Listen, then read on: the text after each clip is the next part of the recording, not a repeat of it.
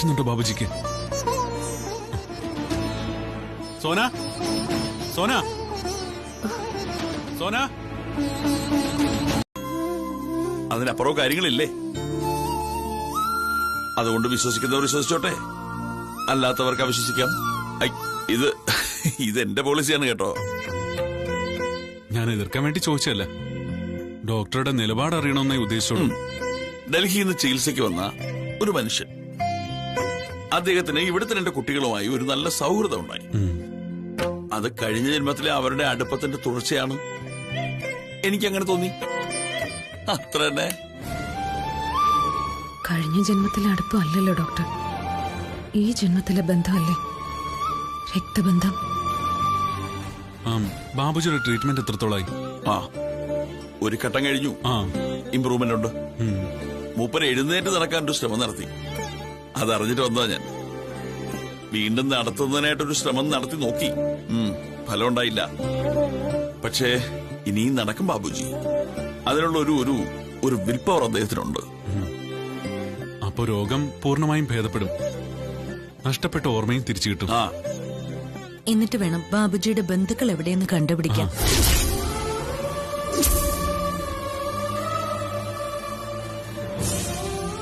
അന്നേരം ചിലപ്പോ ഇവിടുന്ന് താമസം മാറി പോവായിരിക്കും.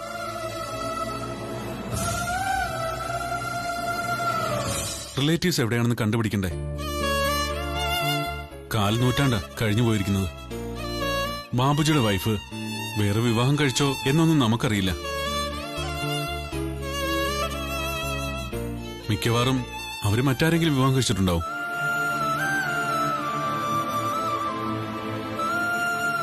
ഡോക്ടറുടെ അഭിപ്രായം എന്താ?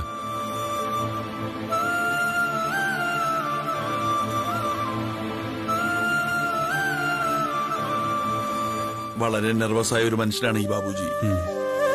തീർച്ചയായിട്ടും ഓർമ്മശക്തി തിരിച്ചു കിട്ടുമ്പോ ആഗ്രഹിക്കുന്നത് ഫാമിലിയെ കണ്ടെത്തി അവരുടെ അടുത്തേക്ക് ഓടിയെത്താനായിരിക്കും. അതൊക്കെ. പക്ഷെ ഞാൻ കാണുന്ന പ്രശ്നം മറ്റൊന്നാണ്. അത് വെറുമൊരു പ്രശ്നമല്ല, ഒരു പ്രതിസന്ധിയാ. ബാബുജി തേടിയെത്തുമ്പോ അരവിന്ദരാജ പറഞ്ഞതുപോലെ ആ സ്ത്രീ വേറൊരു വിവാഹം കഴിച്ചിട്ടുണ്ടെങ്കിലോ, ആ ഭർത്താവ് അവർ വിട്ടയക്കാൻ തയ്യാറല്ലെങ്കിലോ? അവർക്ക് പക്ഷെ ബാബുജിയെ തള്ളിപ്പറയാനാവോ? ഭർത്താവായിരുന്ന ആളല്ലേ. കുട്ടികളുണ്ടായിരുന്നെങ്കിൽ അവരുടെ അച്ഛനല്ലേ.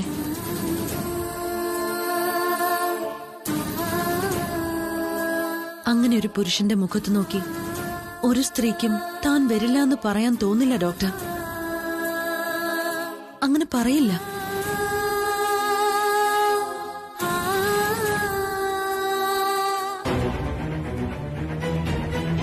പക്ഷേ അവരിപ്പോ മറ്റൊരാളുടെ ഭാര്യ. ചിലപ്പോ ആ ബന്ധത്തിൽ കുട്ടികളും കാണും.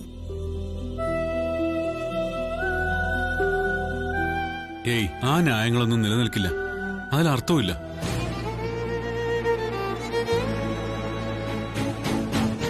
ആദ്യ ഭാര്യ ഉപേക്ഷിച്ചിട്ട് മറ്റൊരിടത്ത് ചേക്കേറാൻ പോയ ആളായിരിക്കില്ല ബാബുജി. എന്തോ പ്രശ്നങ്ങളിൽപ്പെട്ട് കുടുംബമായി അകന്നുപോയ ആളാണ്. കൂടാതെ അസുഖവും. ആരോഗ്യമൊക്കെയായി മടങ്ങിച്ചെല്ലുമ്പോ ഭാര്യയും മക്കളെയും വീണ്ടു കിട്ടണോ അദ്ദേഹത്തിന്? നിയമം ബാബുജിയുടെ കൂടെ നിൽക്കും. ന്യായം അതാണ്.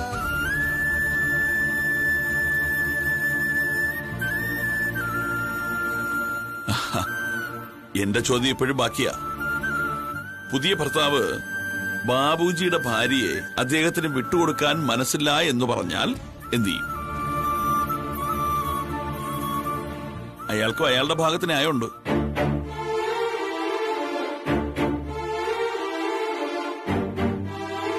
ഫോർ എക്സാമ്പിൾ, അരവിന്ദ് രാജയാണ് ആ ഭർത്താവിന്റെ സ്ഥാനത്തെന്ന് വിചാരിക്കുക.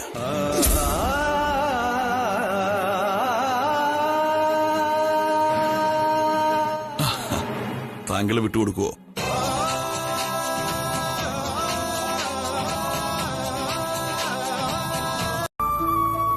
ചില സന്ദർഭങ്ങൾ വന്നു ചേരുമ്പോഴാ ആളുകളുടെ മനസ്സിലിരിപ്പ് എന്താണെന്ന് തിരിച്ചറിയാൻ കഴിയുന്നത്. അങ്ങനൊരു സന്ദർഭം ഇന്നുണ്ടായി. ചിലരുടെ ഉള്ളിലിരിപ്പ് എന്താണെന്ന് മനസ്സിലാവുകയും ചെയ്തു.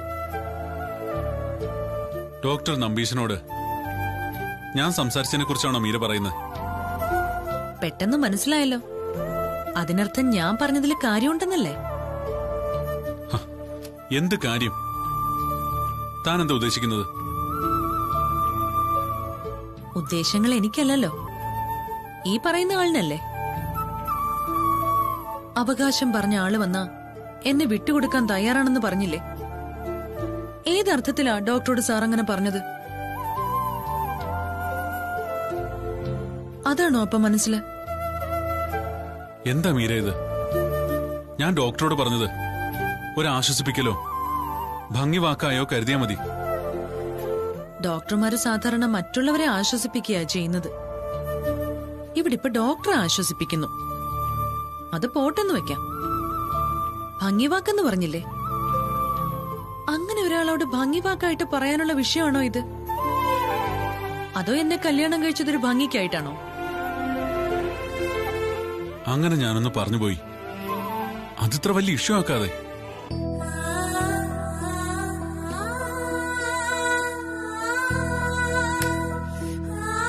തന്നെ ഞാൻ ആർക്കും വിട്ടുകൊടുക്കാൻ പോകുന്നില്ല. ഞാൻ വിട്ടു പോയാലോ? പോകാൻ ഞാൻ അനുവദിച്ചിട്ട് വേണ്ടേ? ഈ മൂക്ക് ഞാനിങ്ങനെ നുള്ളിയെടുക്കും. പിന്നെന്തായാലും പോകില്ലല്ലോ. അമ്മേ, ആ വന്നോ? അവനെവിടെ? എന്നെ താഴെ വിട്ടിട്ട് പോയി. അല്ല, അമ്മയ്ക്ക് രാജ് കിച്ചണിലേക്ക് കൊടുത്തോണ്ട് പോവാൻ ഈ സാരിയെ കണ്ടുള്ളോ? ചെന്ന് വേറെ ഒന്നും കൊടുക്ക്. ഞാൻ രാജ് കിച്ചണിലേക്ക് അല്ലല്ലോ പോകുന്നത്. പിന്നിപ്പോ എങ്ങോട്ട് പോവാ? ഞാൻ 7B വരെ ഒന്ന് പോവാ. എവിടെ? 7Bയിലേക്ക്. അരവിന്ദ് സാർ അങ്ങോട്ട് പോയിട്ടുണ്ട്. എന്നാ പിന്നെ ഞാനും കൂടെ ചെല്ലാന്ന് വിചാരിച്ചു. ബാബുജി ഒന്ന് കാണാലോ. ദാ കീ പിടിക്ക്. ദൈവമേ, മീരാമ്മ എങ്ങനെയൊന്ന് തടഞ്ഞു നിർത്തുക? അമ്മേ, നീ വരുന്നുണ്ടോ? അത് പിന്നെ നമുക്ക് കുറച്ച് കഴിഞ്ഞിട്ട് പോവാം. ഇപ്പോഴാവുമ്പോ എനിക്ക് സമയമുണ്ട്. ഇവിടെയാണെങ്കിൽ പ്രത്യേകിച്ച് ജോലിയൊന്നും ഇല്ലതാനും. അതുകൊണ്ടല്ല, എനിക്ക് നല്ല സുഖം തോന്നുന്നില്ല. എന്തുപറ്റി? ഒരു ക്ഷീണവും തലയ്ക്കകത്ത് വല്ലാത്തൊരു ഭാരവും. ചെറുതായിട്ട് തല ചുറ്റുന്നുണ്ടോന്ന് എനിക്കൊരു സംശയം. അമ്മ ഇവിടെ ഇല്ലാതെ ഞാൻ ഒറ്റയ്ക്കായി പോയാലേ, ഇനി തലകറക്കോ മറ്റോ വന്നാലേ. ഷോ, എന്നാ ഞാൻ പോകുന്നില്ല. വാ, കുറച്ചു നേരം കിടക്ക്. കിടക്കണമെന്നൊന്നുമില്ല. ആര് പറഞ്ഞു? വന്നിങ്ങോട്ട് വാ. ഇങ്ങോട്ട് വന്ന് കുറച്ചു സമയം കിടക്ക്. അമ്മ 7B പോകുന്നില്ലേ? അതാണോ ഇപ്പൊ വലിയ കാര്യം? അവിടെ എപ്പോ വേണമെങ്കിലും പോവാലോ. വാ.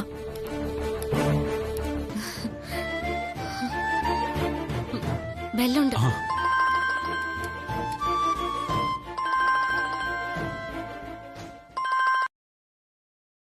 പറയ്.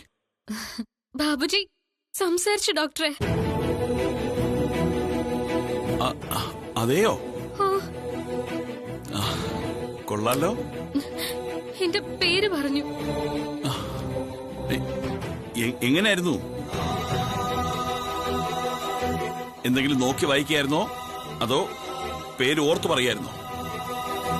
എന്താണ് സംഭവിച്ചത്? താഴത്തെ ഫ്ലാറ്റിലെ അരവിന്ദ് സാറ് വന്നിരുന്നു.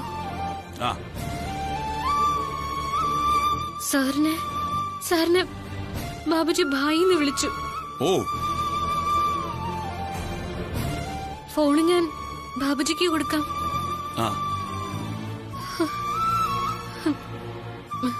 Babuji. Hi, good morning. Morning. അയ്യോ, I am so happy. Babuji happy അല്ലേ? Very good. ദേവിയുടെ അമ്പലത്തില് ചുറ്റുവിളക്ക് നടത്തുന്നുണ്ട് ഞാൻ. പാവം ആ സോനയുടെ കഷ്ടപ്പാട് കണ്ടപ്പോ ഞാൻ നേർന്നതാ. അസുഖം ഭേദമായ ഞാൻ ചുറ്റുവിളക്ക് നടത്താന്ന്.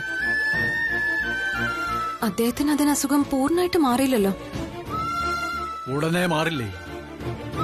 അല്ലാതെ നിത്യരോഗിയായി കഴിയുമോ മനുഷ്യൻ? ഞാൻ ഡോക്ടർ നമ്പീശനുമായി ഫോണിൽ സംസാരിച്ചിരുന്നു. സോന വിളിച്ചു തന്നു. ഡോക്ടർ എന്ത് പറഞ്ഞു? ബാബുജിക്ക് പ്രതീക്ഷിച്ചതിലും വേഗത്തിലാ ഇംപ്രൂവ്മെന്റ് കാണുന്നെന്ന്. ഞാൻ പറഞ്ഞില്ലേ, ബാക്കി അസുഖങ്ങളൊക്കെ മാറി ആ മനുഷ്യൻ നല്ല സ്മാർട്ടാകും.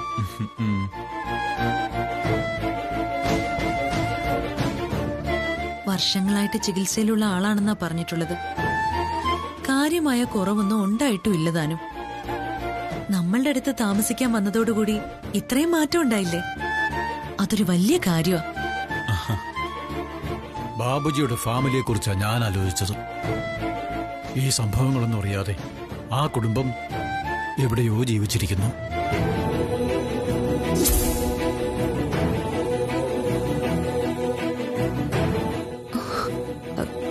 അദ്ദേഹത്തിന് സംസാരിക്കുന്നതിനൊപ്പം ഓർമ്മയും തിരിച്ചു കിട്ടിയോ?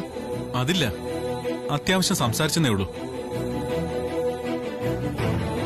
ഓർമ്മയും എത്രയും പെട്ടെന്ന് തിരിച്ചു കിട്ടണേ ഈശ്വര.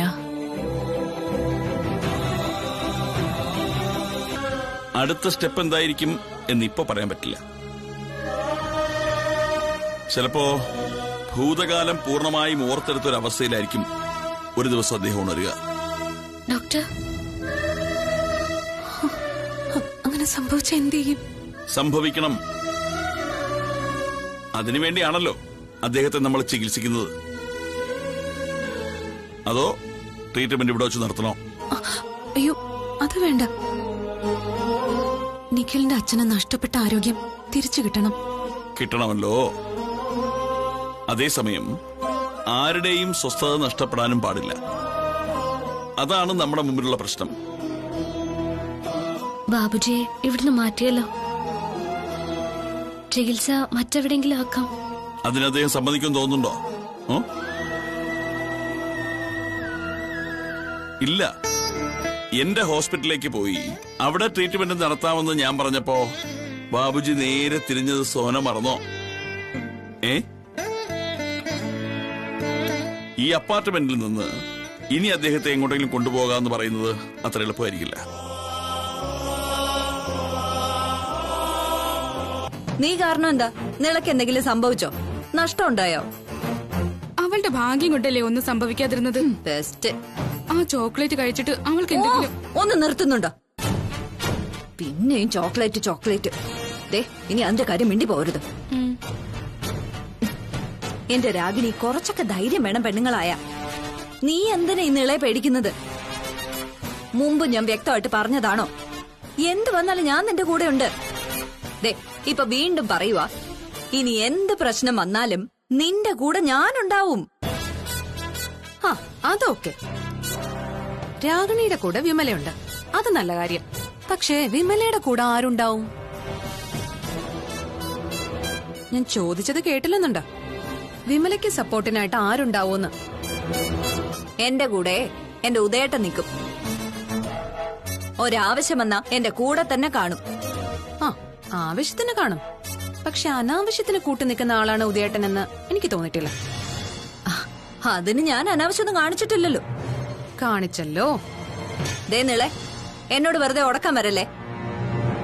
നീ വന്നേ, നമുക്ക് പോവാം. പോകാൻ വരട്ടെ. രാഗിണിയാവുമ്പോഴേ സത്യം പറയും. എന്തായിരുന്നു ആ ചോക്ലേറ്റിന് പിന്നിലുള്ള സീക്രട്ട്? എക്സ്പയറി ഡേറ്റ് കഴിഞ്ഞ ചോക്ലേറ്റ് വാങ്ങി പുതിയതായിട്ട് പൊതിഞ്ഞു വെച്ചതാണോ? അതോ എനിക്ക് തന്നതിൽ മാത്രമായിട്ട് എന്തെങ്കിലും കൃത്രിമം ചേർത്തിരുന്നോ? പോലീസിൽ പരാതി കൊടുക്കണമെന്ന് വീട്ടിൽ പറഞ്ഞതാ. ഞാനാ അത് വേണ്ടാന്ന് വെച്ചേ. പക്ഷെ ഇപ്പൊ ആലോചിക്കുന്നത് പോലീസിനെ അറിയിക്കണമെന്ന്. ഇവൾക്ക് സമനില തെറ്റിയെന്ന് തോന്നുന്നു. ദേ, പരസ്പര ബന്ധമില്ലാതെ ഓരോന്ന് സംസാരിക്കുന്നു. എന്ത് വന്നാലും എന്റെ കൂടെ നിൽക്കാമെന്ന് പറഞ്ഞിട്ട് കാല് മാറുവാണോ ഇപ്പോ? ദേ വിമലെ, എന്റെ ശരീരം ആകെ വിറച്ചിട്ട് ഞാനിപ്പോ താഴെ വീഴും കേട്ടോ. എന്റെ ദൈവമേ, എന്തൊരു പരീക്ഷണമാ. ഈശ്വരന്മാരെ കൂട്ടുപിടിക്കണ്ട, അവരൊന്നും വരില്ല. എനിക്ക് നേരത്തെ സൂചന കിട്ടിയതാ വിമലയ്ക്ക് ഈ കേസിൽ പങ്കുണ്ടെന്ന്. എന്നുള്ള ആ മേധയുടെ ഏഷണി കേട്ട് വെറുതെ എന്നെ സംശയിക്കല്ലേ. ആഹാ, ഇതുവരെ ചിത്രത്തിലില്ലായിരുന്ന മേധയുടെ കാര്യം ഇപ്പൊ പറഞ്ഞെന്തിന്? അപ്പോഴേ കണ്ണികളുടെ എണ്ണം കൂടുകയാണ് കേട്ടോ. ഞാനിത് പോലീസിൽ അറിയിച്ച വിമല നല്ലപോലെ ബുദ്ധിമുട്ടൊന്നും അറിയാലോ. പ്രഗ്നന്റ് ആയ എന്നെ അപകടപ്പെടുത്താനും എന്റെ കുട്ടിയെ ഇല്ലാതാക്കാനുള്ള പ്ലാനാ നിങ്ങൾ നടത്തിയത്. അതായത് കൊല്ലാനുള്ള ശ്രമം. ജാമ്യം പോലും കിട്ടില്ല. അയ്യോ നിളെ, ഞാനൊന്നും. ഇപ്പൊ ഞാൻ കേസിന് പോവാത്തത് നീയും പ്രഗ്നന്റ് ആയതുകൊണ്ട് മാത്രം. എന്റെ ഒരു ഔദാര്യം എന്ന് വിചാരിച്ചാ മതി. പക്ഷെ ഇനി ഇതുപോലെ എന്തെങ്കിലും ആവർത്തിച്ച ക്ഷമിക്കില്ല ഞാൻ.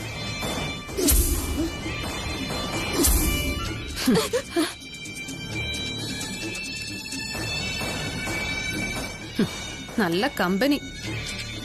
എപ്പ അകത്തായെന്ന് ചോദിച്ചാ മതി.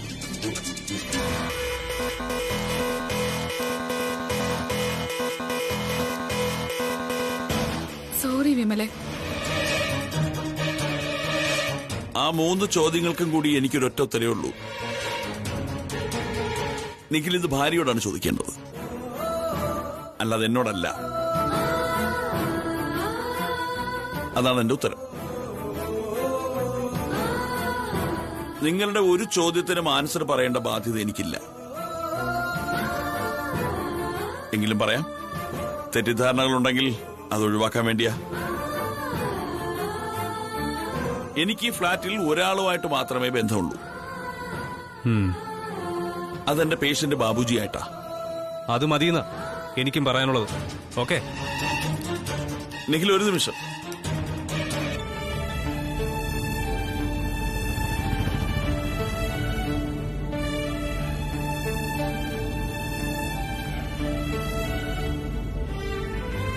നിഖിലെന്താ അങ്ങനെ ചെയ്തത്? അതും 50,000 രൂപ. ചതിയല്ലേ? ഇത്രയും വലിയ കള്ളം വിശ്വസിക്കാൻ ബുദ്ധിമുട്ട് തോന്നുന്നുണ്ട്.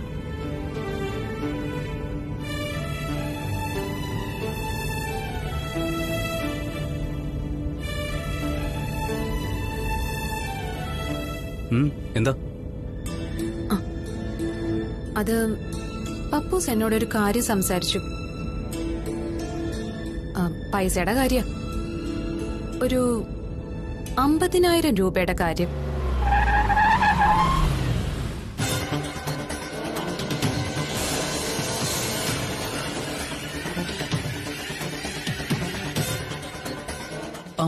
രൂപയുടെ കാര്യം അതെന്താ?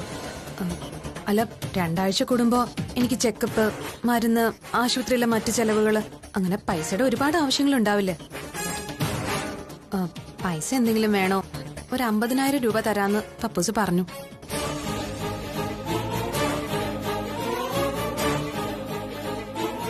മുമ്പ് തന്ന 50,000ന്റെ കാര്യമാണെന്ന് കരുതി വെറുതെ ടെൻഷൻ അടിച്ചു. 50,000 രൂപയെന്ന് കേട്ടപ്പോ നീ എന്തിനാ ടെൻഷൻ അടിച്ച് വണ്ടി നിർത്തി? ഞാൻ വിചാരിച്ചു അത്രയും പൈസ മോഷണം പോയതാണെന്ന് പറയാൻ പോവാണെന്ന്.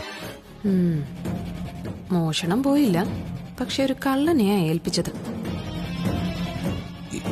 എന്നിട്ട് നീ അങ്കിളിനോട് എന്ത് പറഞ്ഞു? നിഖിലിനോട് ചോദിക്കട്ടെ എന്ന് പറഞ്ഞു. നിന്റെ അഭിപ്രായം എന്താ? ഏയ്, ആ പണം വേണ്ടാന്ന് പറഞ്ഞേക്കെ. അതെന്താ? എനിക്ക് കുറച്ചില്ല. ഭാര്യ ആശുപത്രി കൊണ്ടുപോകുന്നതിന് അമ്മായി അച്ഛൻ്റെ നിന്ന് പണം വാങ്ങുക മോശമാണെന്നേ. എന്തൊരു ആക്ടിങ്. 50,000ന് പകരം നിന്റെ അച്ഛൻ്റെ ഞാൻ 1,00,000 രൂപ അടിച്ചു മാറ്റുന്നുണ്ട്. അല്ല, മറ്റാരും അല്ലല്ലോ, പപ്പൂസല്ലേ തരുന്നത്. ഏയ്, എന്നാലും അതൊന്നും വേണ്ടെന്നുള്ള എനിക്കൊരു അന്തസ്സില്ലേ. നീ ഇവനെ വരുന്നില്ലെന്ന് പറഞ്ഞിട്ട് പിന്നീട് തോന്നി വന്ന് തൊഴണോന്ന്. നീ പ്രാർത്ഥിക്കുന്നത് എനിക്കും നമ്മുടെ കുഞ്ഞിനും വേണ്ടി ആയിരിക്കുമല്ലോ. അപ്പോ ഞാൻ വന്ന് നിനക്ക് വേണ്ടി പ്രാർത്ഥിക്കണ്ടേ? ഓ, അങ്ങനെ. നട അടച്ചിരിക്ക, ഞാൻ പുറത്തുനിന്ന് തൊഴുതതേ ഉള്ളൂ. പോവാ. കാര്യം എന്തൊക്കെ പറഞ്ഞാലും അമ്പലത്തിൽ വരുന്നത് ഒരു പ്രത്യേകതയാണ്. സ്വസ്ഥമായൊന്ന് പ്രാർത്ഥിച്ചു കഴിയുമ്പോ മനസ്സിനൊരു സ്വസ്ഥത കിട്ടും. മനസ്സ് നല്ലതല്ലെങ്കിലേ എവിടെ പോയി പ്രാർത്ഥിച്ചാലും ഒരു സ്വസ്ഥതയും കിട്ടൂല. അതെന്താ നീ ഒരുമാതിരി അർത്ഥം വെച്ച് പറയുന്നത്? ഞാൻ പ്രത്യേകിച്ച് അർത്ഥമൊന്നും ഉദ്ദേശിച്ചില്ല. നിനക്കങ്ങനെ തോന്നിയിട്ടുണ്ടെങ്കിൽ അതെന്റെ കുറ്റമല്ല. അതെന്നലാ ഉം. ഇപ്പോ എനിക്കൊരു തോന്നലുണ്ടായി. ഇതുവരെ പറയാതിരുന്നൊരു കാര്യം നിന്നെ അറിയിക്കണമെന്ന്. നീ അധികം ഡെക്കറേറ്റ് ചെയ്ത കാര്യം എന്തെന്ന് വെച്ചാ പറ. നിന്റെ പ്രസവമൊക്കെ വരികയല്ലേ, ഒരുപാട് ആവശ്യങ്ങളുണ്ടാവും. ഉദ്ദേശിക്കുന്നതിനപ്പുറമായിരിക്കും ചെലവുകൾ. നമുക്കൊരു കരുതൽ വേണമല്ലോ. അതുകൊണ്ട് അതൊക്കെ മുന്നിൽ കണ്ട് ഞാനൊരു 50,000 രൂപ നീ അറിയാതെ ബാങ്കിലിട്ടിട്ടുണ്ട്.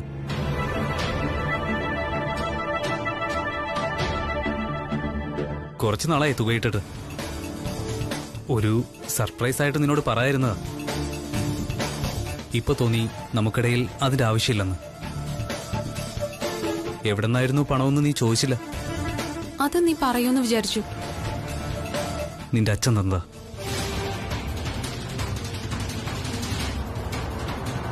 ചെക്കപ്പിനൊക്കെ പോകേണ്ടതല്ലേ, ഇരിക്കട്ടെ എന്ന് പറഞ്ഞ് അങ്കിൾ 50,000 രൂപ എന്റെ അക്കൗണ്ടിലേക്ക് ഇട്ടുതന്നായിരുന്നു.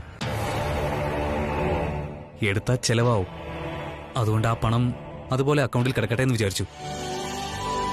അപ്പോ അങ്ങനെ ഒരു മനസ്സ് നിഖിലിനുണ്ട്. വെറുതെ തെറ്റിദ്ധരിച്ചു. എന്താന്നും മിണ്ടാത്ത? എനിക്ക് നിന്നോടിപ്പോ തോന്നുന്നത് എന്താണെന്നറിയോ? ഭയങ്കര ഭയങ്കര ഇഷ്ടം. അങ്ങനൊരു സന്ദർഭം വന്നാൽ എങ്ങനെ റിയാക്ട് ചെയ്യണമെന്ന് തയ്യാറെടുപ്പ് നടത്താൻ പറ്റുമോ? മുൻവിധികളോടെ സമീപിക്കാൻ പറ്റുന്ന ഒരു വിഷയമല്ലെന്ന് സാറിന് അറിയാലോ.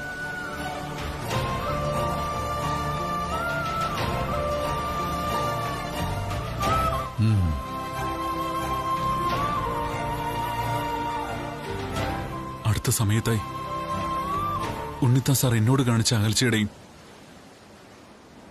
നിസാര കാരണങ്ങളുടെ പേരിലുള്ള ദേഷ്യത്തിന്റെ അർത്ഥം മനസ്സിലായി.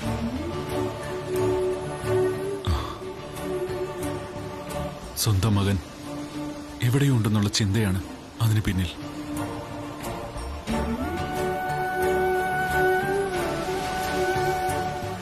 സാറിന്റെ പെരുമാറ്റത്തിലുണ്ടായ ആ മാറ്റം എനിക്ക് ഫീൽ ചെയ്തു. എന്നെ അത് വല്ലാതെ വേദനിപ്പിച്ചു.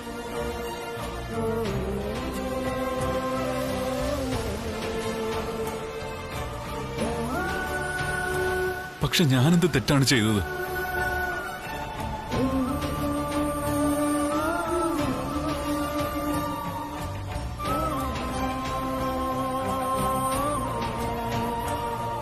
മുകുന്ദൻ ജീവിച്ചിരിപ്പില്ല എന്ന വിശ്വാസത്തിലാണ് ഞാൻ മീരയെ വിവാഹം കഴിച്ചത്. ഒന്നും ആരുടെയും തെറ്റല്ല സാർ. പിന്നെ അദ്ദേഹം മടങ്ങി വന്ന എന്ത് ചെയ്യുന്നുള്ള ചോദ്യത്തിന് ഉത്തരം തരേണ്ടത് മീരയാണ്.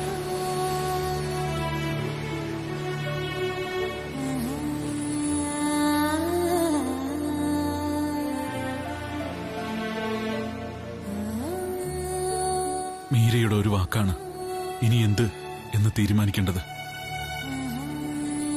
എനിക്കൊന്നു മാത്രം അറിയാം, ഇനി മീരയില്ലാത്തൊരു ജീവിതത്തെപ്പറ്റി എനിക്ക് ആലോചിക്കാൻ പോലും പറ്റില്ല.